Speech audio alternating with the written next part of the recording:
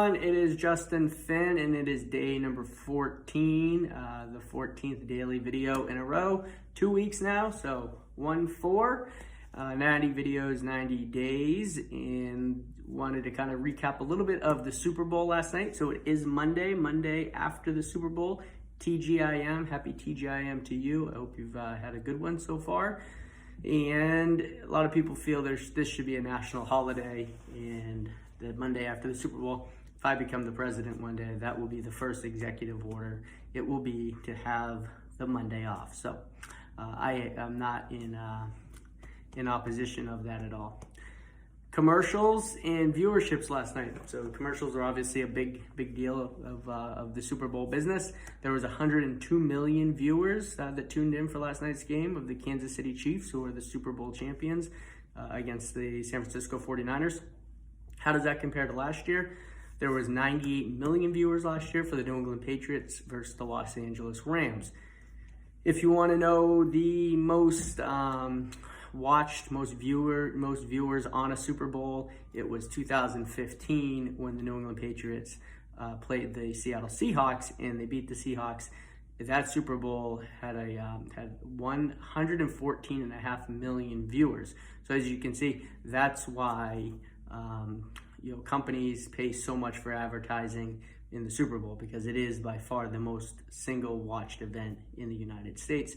And for that's why they pay up to $5.6 million per 30-second ad. Love to know what your favorite Super Bowls were last night. You can hit it in the comments. I know a couple of them from reading and from seeing it on social media. Certainly Google with the Loretta commercial. That was I really enjoyed that one. And then there was the Bill Murray, the Jeep commercial with the Groundhog Day. And since it was Groundhog, I think that was a brilliant, just a brilliant commercial to play off of the actual day. So big event, great game. I think it played out very well for those advertisers, and all the big companies were there. You know, the Budweisers and the Pepsis and the Cokes and Amazon and Google, and so even a couple political commercials, and some people weren't all that crazy about the Trump or the Bloomberg, kind of getting into the sports arena of that. But anyway, they paid their money, they were there as well. Let's shift a little bit to what happened today in the market. Really good green day. So not that it recaptured everything from the big 600-point down day on Friday, but it was good to see green across the board, small caps, mid caps, NASDAQ and the S&P 500 and the Dow. Everything was green. There's still a lot of worry, a lot of fear about the coronavirus. But if we kind of put it in perspective a little bit, at least for the United States, we certainly have the healthcare to be able to, I think, manage, a kind of a flu outbreak.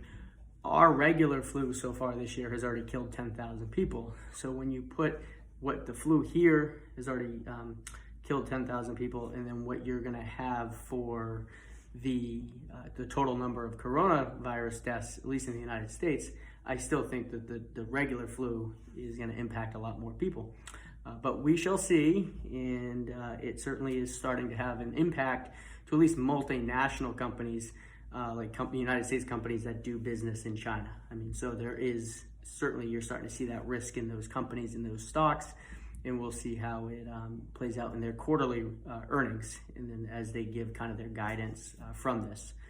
Other big pieces, there's a couple big things as far as economic data in the markets this week. And one was this morning, the IMS came out, which is the Institute for Supply Management that tracks factories. And that had been contracting, kind of the manufacturing sector had been contracting really for the past 5 months. So they give a reading of 50. Anything below 50 says the economy in the manufacturing world is shrinking. Contracting, that's what contracting means, shrinking, slowing, the opposite of growing.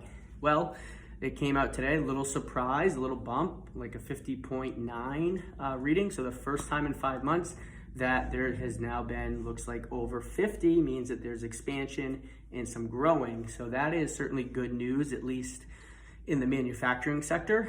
Now, it does only represent 11% of the economy, but still good news to see that back on track and growing a little bit. Now, the other piece is we're going to have at the end of the week on Friday is the jobs number. So certainly the market's always looking at the jobs number.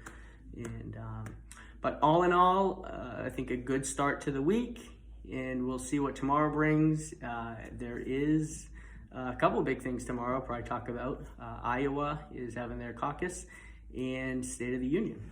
So anyway, day 14, that's it. TGIM, win within.